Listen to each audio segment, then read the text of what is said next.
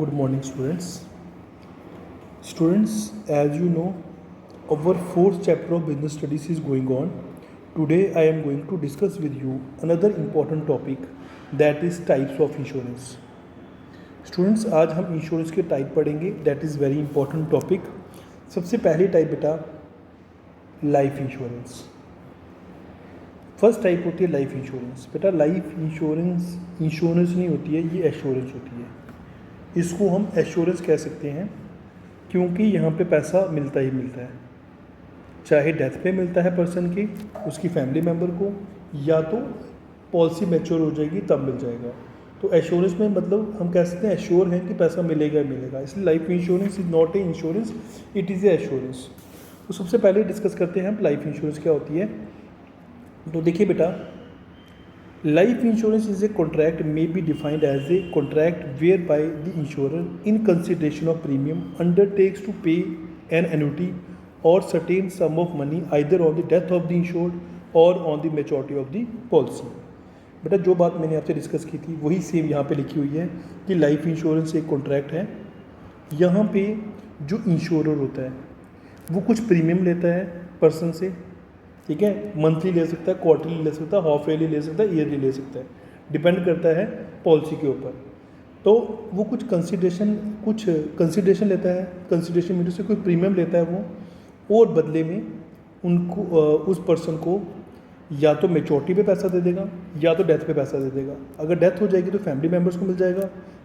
अगर policy mature होगी, ठीक है, पॉलिसी अगर मैच्योर होगी तो उस पर्सन को मिल जाएगा.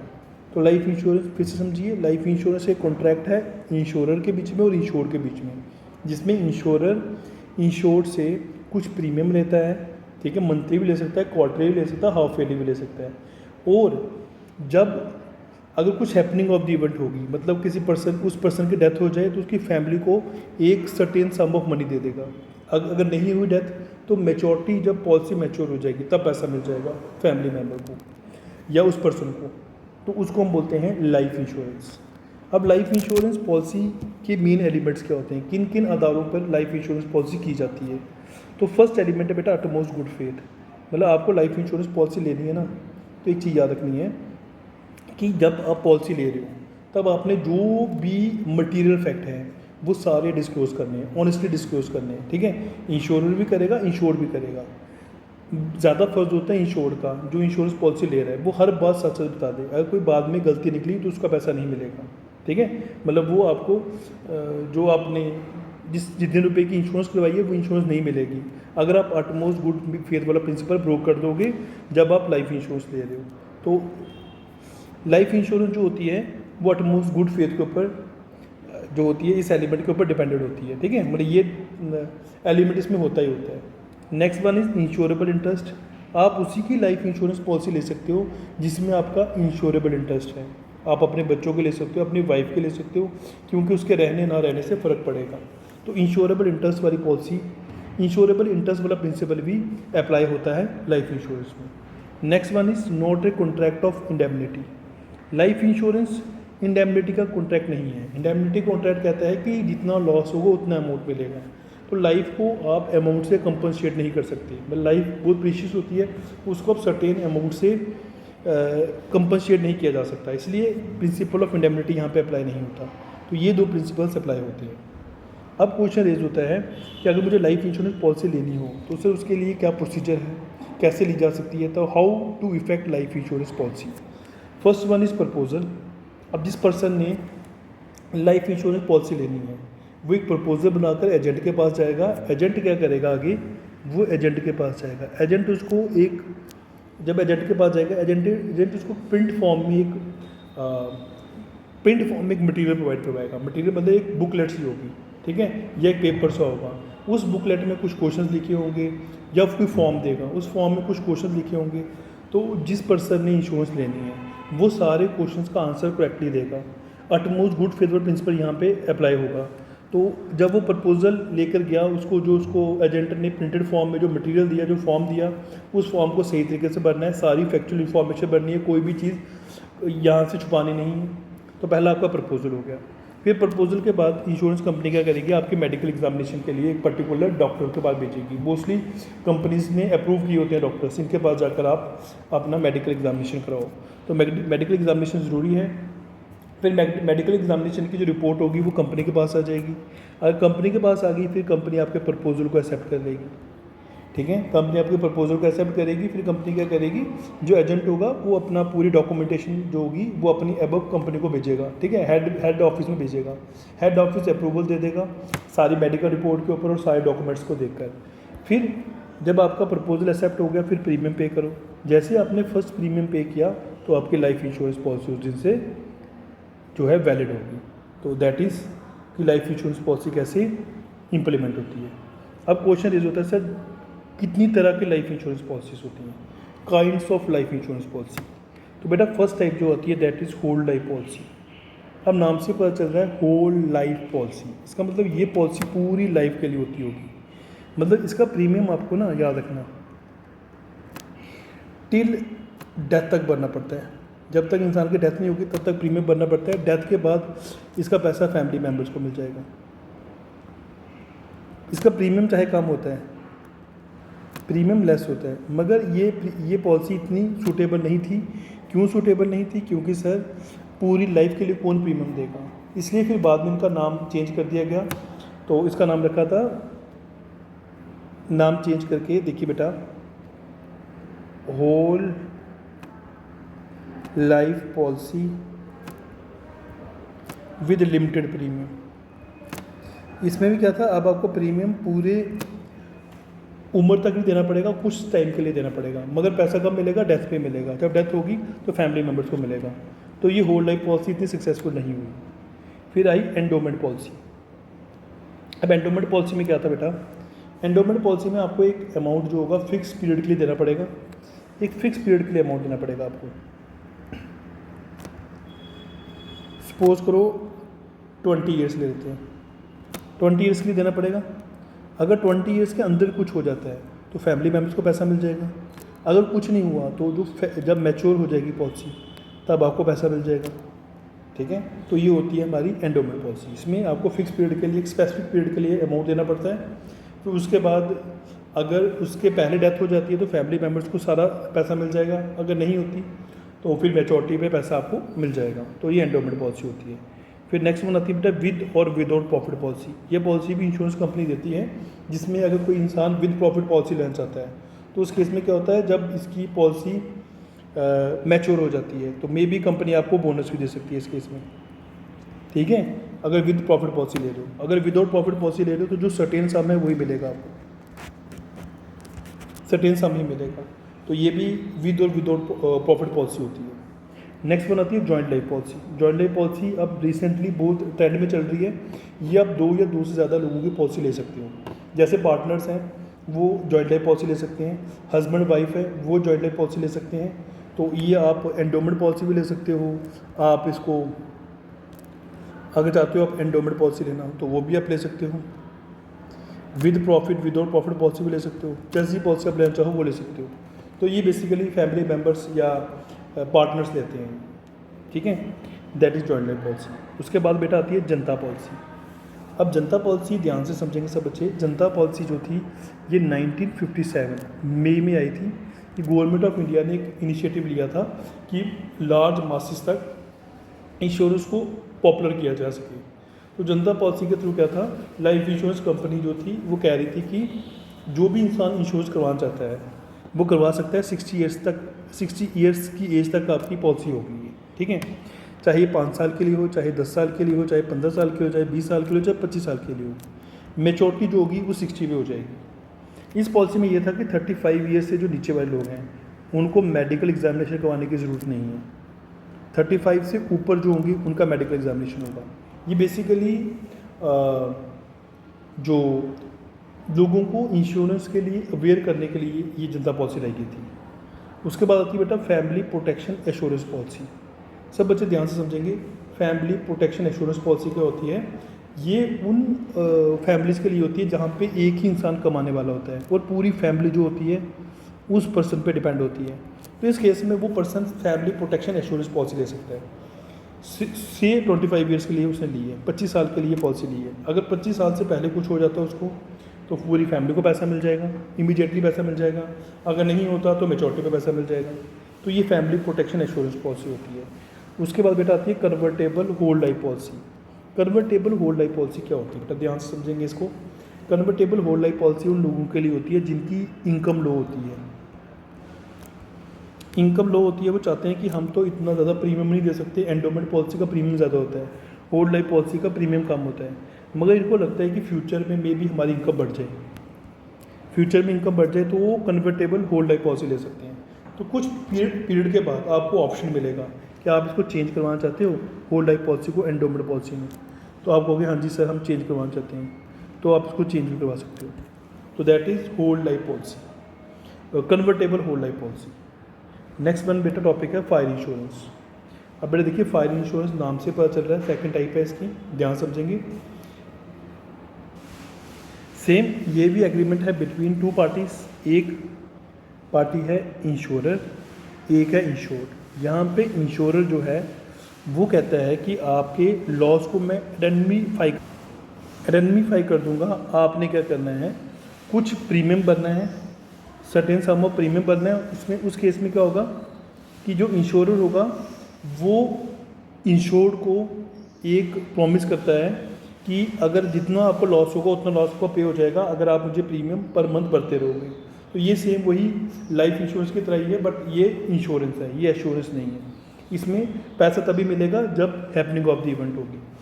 तो फायर इंश्योरेंस भी एक एग्रीमेंट है इंश्योरर के बीच में और इंश्योर्ड के बीच में, जिसमें इंश्योरर लॉस जितना लॉस होगा उतना पैसा आपको दे देगा, मगर उस केस में आपको क्या करना पड़ेगा, कुछ कंसिडरेशन देनी पड़ेगी, मतलब प्रीमियम देना पड़ेगा, मंथली देना पड़ेगा, क्वार्टरली देना पड़ेगा या ईयरली देना पड़ेगा या हाफ ईयरली देना पड़ेगा, डिपेंड करता है पॉलिसी के ऊपर।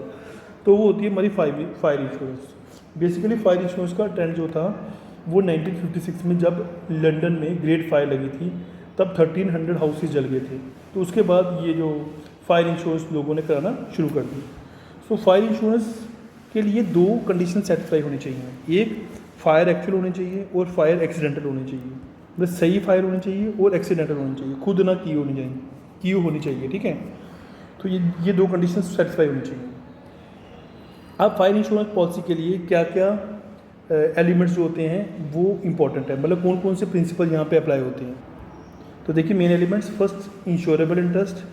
अगर आप पॉलिसी ले रहे हो तो आपका जिस चीज़ की पॉलिसी ले रहे हो उसमें आपका इंश्योरेबल इंटरेस्ट होना चाहिए, मतलब उस पॉलिसी उस चीज़ के रहने ना रहने से आपको फ़र्क पड़े, या उस प्रोडक्ट या उस बिल्डिंग हो गया, कुछ भी हो गया, ठीक है, उस या कोई सब्जेक्ट मैटर हो गया, उसमें आपका इंटरेस्ट होना चाहिए, तभी आप पॉलिसी ले सकते हो। Second, utmost good faith. आप जब पॉलिसी ले रहे हो हर मटेरियल फैक्ट आपको डिस्क्लोज करना है प्रॉपर्ली। अगर आप मटेरियल फैक्ट अच्छी तरह डिस्क्लोज नहीं करोगे कल आपको इंश्योरेंस पॉलिसी वाले अमाउंट पे नहीं करेंगे। Third one is principle of indemnity. यहाँ पे प्रिंसिपल ऑफ इंडेमनिटी अप्लाई होता है, मतलब कि जितना लॉस होगा आपको वही पे होगा, प्रॉफिट नहीं कमा सकते यहाँ से। अगर आपने 5 लाख की इंश्योरेंस ली है, 3 लाख का नुकसान हुआ तो 3 लाख ही मिलेगा। And last one is cause Proxima. Cause Proxima कहता है जिसके रिलेटेड आपने पॉलिसी ली है उसके रिलेटेड ही पैसा मिलेगा आपको। अगर फायर इंश्योरेंस लिए तो फायर ही होनी चाहिए, वो भी एक्चुअल होनी चाहिए, वो भी एक्सीडेंटल होनी चाहिए, तभी पैसा मिलेगा। तो ये एलिमेंट जो है फायर इंश्योरेंस कॉन्ट्रैक्ट में इंपॉर्टेंट है। अब क्वेश्चन इज होता है सर कितनी तरह की फायर इंश्योरेंस पॉलिसीज होती हैं। देखिए बेटा दो टाइप्स की होती हैं। First one is valued policy. Valued policy में क्या होता है, ध्यान समझिए, फायर इंश्योरेंस पॉलिसी के टाइप्स। वैल्यू पॉलिसी में जब आप प्रोडक्ट खरीदते हो, वैल्यू पॉलिसी में क्या होता है, जब आप पॉलिसी खरीदते हो, ठीक है, उस टाइम पर ही जो सब्जेक्ट मैटर है, जो भी सब्जेक्ट है, जो भी आप बिल्डिंग है या कुछ भी है, ठीक है, जो भी सब्जेक्ट मैटर है उसका प्राइस फिक्स हो जाता है। मतलब प्राइस वैल्यू फिक्स हो जाती है, प्राइस क्या वैल्यू लिख सकते हो आप, वैल्यू फिक्स हो जाती है। सपोज करो आपने जब पॉलिसी ली थी सब्जेक्ट मैटर की वैल्यू आपने फिक्स की 1 लाख, बाद में प्राइस बढ़े कम हो कोई फ़र्क नहीं पड़ेगा, आपको 1 लाख के हिसाब से पैसा मिलेगा। तो दैट इज़ वैल्यू पॉलिसी, ठीक है। वैल्यू पॉलिसी बच्चों को समझाइए, फिर समझिए वैल्यू पॉलिसी क्या होती है। जब आप पॉलिसी लेते हो उस टाइम पर ही वैल्यू फिक्स हो जाती है, प्री डिटरमाइंड वैल्यू ही मिलती है। जब गुड्स डैमेज होते हैं फायर के थ्रू या डिस्ट्रॉय होते हैं फायर के थ्रू। यहाँ पे प्रिंसिपल ऑफ इंडेमनिटी अप्लाई नहीं होता कि जितना लॉस होगा उतना मिलेगा ना, यहाँ पे पैसा ज़्यादा ही मिल सकता है, कम भी मिल सकता है, क्योंकि पैसा जो होता है, जो सब्जेक्ट मैटर की वैल्यू जो होती है वो हमने जब पॉलिसी खरीदी होती है तब फिक्स कर दी जाती है, तो that is value policy. Second one is बेटा स्पेसिफिक पॉलिसी। इसमें आप एक स्पेसिफिक अमाउंट जो होता है पॉलिसी को वो फिक्स कर देते हो। जैसे सपोज करो आपने 50,000 फिक्स कर दिया, आपको 50,000 तक ही पैसा मिलेगा। अगर आपको लॉस 30,000 का हुआ है और आपको 30,000 मिलेगा आपको। अगर 40,000 का हुआ लॉस तो 40 मिलेगा, 50,000 का लॉस हुआ है तो 50 ही मिलेगा, 60,000 का लॉस हुआ है तो 50 ही मिलेगा। बस जितनी की पॉलिसी उतने मिलेगा। अगर कम होगा तो कम मिलेगा, ज़्यादा हुआ तो जितनी पॉलिसी उतने मिलेगा। वो बेटा स्पेसिफिक पॉलिसी होती है। उसके बाद बेटा आती है एवरेज पॉलिसी। एवरेज पॉलिसी में बेटा एवरेज निकाली जाती है। एवरेज पॉलिसी में बेटा एवरेज निकाली जाती है, मतलब इसकी मैं एग्जांपल देख के बताता हूँ आपको। इसमें एवरेज क्लॉज यूज होता है।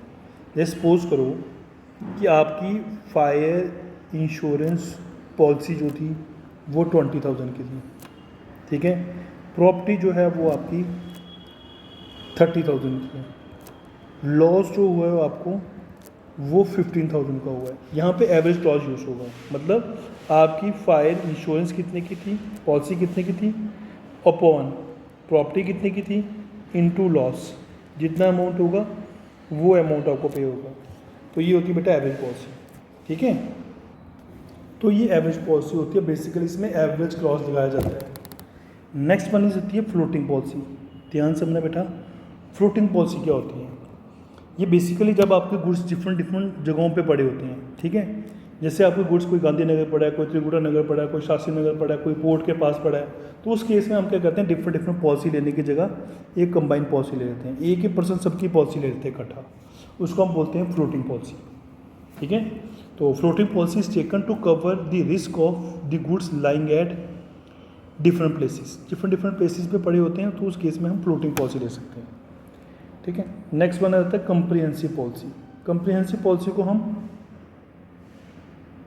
ऑल रिस्क पॉलिसी बोलते हैं।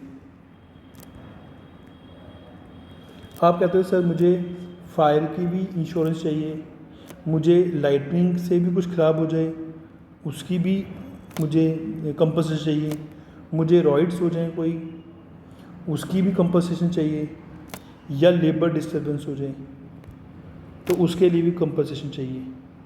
तो मैं कहता हूँ इतनी ज़्यादा चीज़ें जिसमें इन्वॉल्व होंगी वो एक ही पॉलिसी होगी, कंप्रिहेंसिव पॉलिसी। तो इसमें सारे रिस्क कवर हो जाते हैं, ये कंप्रिहेंसिव पॉलिसी होती है बेटा। उसके बाद आती है कॉन्सिक्वेंटल लॉस पॉलिसी। इसमें क्या होता है कि एक तो हमारी फैक्ट्री जल गई, सपोज करो हमने जिस फैक्ट्री की इंश्योरेंस करवाई थी वो जल गई, उसके बाद भी फिक्स खर्चे जो होते हैं वो पड़ते हैं कंपनी के ऊपर, क्योंकि जब तक फैक्ट्री ठीक नहीं होगी तब तक फिक्स एक्सपेंस तो देने पड़ेंगे हमें। तो इस केस में हम कॉन्सिक्वेंटल लॉस पॉलिसी ले सकते हैं, जितना लॉस हुआ होगा हमें वो हमें पे हो जाएगा, that is कॉन्सिक्वेंटल loss policy. Next one is बेटा मैराइन इंश्योरेंस। नाम से पता चल रहा है मैराइन इंश्योरेंस मतलब जब आप समुद्र के थ्रू, मतलब सी के थ्रू गुड्स भेजते हो, तो उस केस में हम मैराइन इंश्योरेंस करवा सकते हैं, ठीक है। So marine insurance may be defined as a contract whereby the insurer undertakes to indemnify the insured in a manner and to the extent thereby agreed upon the again marine losses. मतलब कि ये contract है दो parties के बीच में, insurer और insured के बीच में। इंश्योरर कहता है कि आप हमें एक fix amount of consideration premium भरते रहो हर मंथ या क्वार्टरली या हाफ ईयरली, जब आपको लॉस होगा तो हम आपको जितना लॉस होगा उतना अमाउंट पे कर देंगे। तो that is marine insurance. Marine insurance में क्या क्या सब्जेक्ट जो हैं वो इंश्योर किए जाते हैं बेटा। इसमें कार्गो इंश्योरेंस आ जाती है। कार्गो मतलब गुड्स की इंश्योरेंस, जो गुड्स बेच रहे हो उसकी भी इंश्योरेंस हो जाती है, वो कार्गो इंश्योरेंस आ गई। हल इंश्योरेंस मतलब जब आपको शिप की इंश्योरेंस करवानी हो, ठीक है जी। शिप में गुड्स बेचने बेसिकली ये कंपनी वाले कराते हैं, ठीक है। जिसकी इंश्योरेंस, जिनकी शिप के जो ओनर्स होते हैं वो ये पॉलिसी लेते हैं, इसको हल इंश्योरेंस बोलते हैं, ठीक है। Next one is flight insurance. Flight insurance मतलब अगर आपको लगता है कि मुझे वहाँ पहुँचेंगे और मुझे किराया नहीं मिलेगा, ठीक है, जो मेरा फ्लाइट पड़ा होगा, तो उस केस में हम फ्लाइट इंश्योरेंस करवा सकते हैं। कौन करवाएगा? शिपिंग कंपनी वाले, ठीक है। क्योंकि जब गुड्स अगर डैमेज हो जाते हैं तो किराया नहीं मिलता है, मतलब जो फ्राइट होता है वो नहीं मिलता। तो ये शिपिंग कंपनी होती है, वो इस केस में फ्राइट इंश्योरेंस ले सकती है। तो दैट इज़ फ्राइट इंश्योरेंस। ठीक है, यहाँ तक सब बच्चों को समझाइए। नेक्स्ट वन आया elements of marine insurance. Marine insurance में क्या क्या एलिमेंट्स होते हैं, मतलब कौन कौन से प्रिंसिपल अप्लाई होते हैं। प्रिंसिपल ऑफ इंडेमनिटी अप्लाई होता ही होता है, मतलब जितना लॉस होगा उतना ही पैसा मिलेगा। ठीक है, जितना लॉस होगा आपको वो कवर हो जाएगा, यहाँ पे प्रॉफिट नहीं कमा सकते हैं। ऑटोमोस्ट गुड फेथ वाला प्रिंसिपल अप्लाई होता है, मतलब आपको जब भी गुड्स बेचने हैं तो जो भी मटेरियल फैक्टर्स सच बताने हैं, अगर आप झूठ बता दोगे फिर बाद में आपको क्लेम नहीं मिलेगा। इंश्योरेबल इंटरेस्ट, आप उसी गुड्स की मेरा इंश्योरेंस करवा सकते हो जिसमें आपका इंश्योरेबल इंटरेस्ट है, नहीं तो फिर आपको क्लेम नहीं मिलेगा। Next one is principle of cost Proxima, मतलब जिसके रिलेटेड इंश्योरेंस करवाइए पैसा भी उसी के रिलेटेड ही मिलेगा। मतलब जो पॉलिसी में पानी के रिलेटेड ही हमारी पॉलिसी हुई है, तो पानी के रिलेटेड कोई काज होगा तो पैसा आपको मिलेगा, अगर कोई और काज हो जाएगा फिर पैसा नहीं मिलेगा। तो कॉस्ट प्रॉक्सिमा वो प्रिंसिपल कहता है। अब सर मैराइन इंश्योरेंस की टाइप कितनी होती है, कितनी तरह की मैराइन इंश्योरेंस होती है। तो देखिए बेटा, सबसे पहले आती है वॉयज पॉलिसी। वॉयज पॉलिसी क्या होती है कि आप पर्टिकुलर वॉयज के लिए पॉलिसी ले सकते हो। पर्टिकुलर वॉयज, जैसे आप बोलते हो कि सर मेरे गुड्स यहाँ से चलेंगे इस डेस्टिनेशन में पहुँचेंगे, मैं बोलता हूँ जब इस डेस्टिनेशन में गुड्स पहुँचेंगे आपके, ठीक है, जैसे ही गुड्स आपके पहुँचेंगे वैसे ही आपकी पॉलिसी खत्म हो जाएगी। तो दी policy ends when the ship reach the port of arrival. जब अराइवल जहाँ पे गुड्स उतरने हैं वहाँ पे जैसे ही शिप पहुँचती है तो उसमें आपकी पॉलिसी खत्म हो जाती है। तो ये जो वॉयज पॉलिसी होती है, ये बेसिकली हम एक पर्टिकुलर वॉयज के लिए पॉलिसी लेते हैं। ठीक है, एक होती है टाइम पॉलिसी, जिसमें आप कहते हो कि नहीं सर मुझे पर्टिकुलर वॉयज के लिए चाहिए, मुझे कुछ समय के लिए चाहिए। ठीक है, तो मैं चाहता हूँ एक पर्टिकुलर पीरियड के लिए मुझे पॉलिसी मिल जाए, तो मैं कहता हूँ पॉलिसी ले सकते हो आप, वो टाइम पॉलिसी होती है। बाकी कंट्रीज़ में 1 साल से ऊपर मिलती है, इंडिया में 1 साल से नीचे ही मिलेगी आपको। तो ये टाइम पॉलिसी होगी पर्टिकुलर पीरियड के लिए। फिर नेक्स्ट में आती है मिक्स पॉलिसी, जिसमें आप दोनों बेनिफिट चाहते हो। आप कहते हो एक पर्टिकुलर वॉयज के लिए भी हो जाए प्लस पीरियड भी ऐड हो जाए इसमें, मतलब टाइम पॉलिसी भी ऐड हो जाए, तो मेरे को दोनों का मिक्सचर हो जाएगा। आप ये मिक्स पॉलिसी ले सकते हो। जैसे आप चाहते हो कि मेरे गुड्स जो हैं वो बॉम्बे से लंदन जाते रहते हैं, तो पर्टिकुलर वॉयज पॉलिसी भी ले सकते हो आप और टाइम पॉलिसी भी ले सकते हो। तो दोनों का मिक्सचर करके ना आप मिक्स पॉलिसी ले सकते हो। नेक्स्ट वन आती है वैल्यू पॉलिसी। वैल्यू पॉलिसी मतलब जब आप गुड्स बेच रहे थे, जब आपने पॉलिसी करवाई थी, जब आपने पॉलिसी करवाई थी, पॉलिसी के टाइम पर ही गुड्स की वैल्यू जो होगी ना वो फिक्स कर दी जाएगी, गुड्स की वैल्यू फिक्स कर दी जाएगी। उसके बाद वैल्यू बढ़ती है कम होती है कोई फ़र्क नहीं पड़ता। ठीक है, आपको जो पॉलिसी के टाइम पर अमाउंट फिक्स किया था उसके अकॉर्डिंग पैसा मिलेगा, वो वैल्यू पॉलिसी होती है। Next one is unvalued policy. Unvalued policy मतलब जब गुड्स डिस्ट्रॉय होते हैं, ठीक है, तब अमाउंट डिसाइड किया जाता है। ठीक है, तो जब पॉलिसी लेते हैं तब पॉलिसी का अमाउंट डिसाइड नहीं किया जाता। ठीक है, amount is not decided at the time of insurance. जब इंश्योरेंस ले रहे हो तब पॉलिसी का अमाउंट डिसाइड नहीं किया जाता, पॉलिसी का अमाउंट तब डिसाइड किया जाता है जब लॉस होता है। ठीक है, तो तब वो पॉलिसी आती है। Next one is floating policy. Floating policy में क्या होता है कि आपको लगता है कि मैं रेगुलरली गुड्स बेचता रहता हूँ, बार बार पॉलिसी कराने से अच्छा एक फ़िक्स पॉलिसी करा देता हूँ। सपोज करो 2 करोड़ की पॉलिसी करवा दी आपने या 20 करोड़ की पॉलिसी करवा दी आपने। अब आप क्या करते हो, जैसे आपने 15 को गुड्स बेचे 5 करोड़ के, आप कंपनी वालों को बता दो कि 5 करोड़ के गुड्स चले गए हैं, अब आपकी पॉलिसी 15 करोड़ की रहेगी। फिर आपने फिर 6 करोड़ के बेचे, आप कंपनी को बता दो कि 6 करोड़ के गुड्स चल गए हैं, आपकी पॉलिसी 9 करोड़ की रहेगी। तो इस तरीके से हम फ्लोटिंग पॉलिसी ले सकते हैं, जिसमें हम एक लमसम अमाउंट देकर गुड्स की पॉलिसी करवा सकते हैं। तो कोई अभी गुड्स की लोकेशन नहीं पता, गुड्स कहाँ पर हैं, किस शिप के थ्रू जाएंगे, वो कुछ नहीं पता होता। जैसे गुड्स बेचते रहते हैं, डिक्लेरेशन करते रहते हैं, अमाउंट कम होती रहती है। Next one is block policy. Block policy बेटा ध्यान समझेंगे, ये दोनों ही रिस्क कवर करेगी, लैंड का भी प्लस सी का भी, दोनों रिस्क कवर हो जाएंगे। आपको लगता है कि मेरा गुड्स यहाँ से पहले सी तक पहुँचने में डैमेज हो गए, तो आप मैं कहता हूँ आप ब्लॉक पॉलिसी ले लो, लैंड और सी दोनों के रिस्क कवर हो जाएंगे। Last one is wager policy. तो देखिए बेटा, वेजर पॉलिसी क्या होती है। वेजर पॉलिसी कोई लीगल पॉलिसी नहीं होती, बेसिकली ये लॉ के अकॉर्डिंग नहीं होती, मगर अंडर राइटर से एक गैम्बल करते हैं या एक बैट लगाते हैं कि ये गुड्स में भी फ्यूचर में हमारे पास आ जाए, तो तब फ्यूचर में हमारे पास इसका इंश्योरेबल इंटरेस्ट हो जाएगा, तो उस केस में वो वेजर पॉलिसी ले सकते हैं। तो that is wager policy. I hope सबको आज का टॉपिक समझ आया होगा। Thank you students.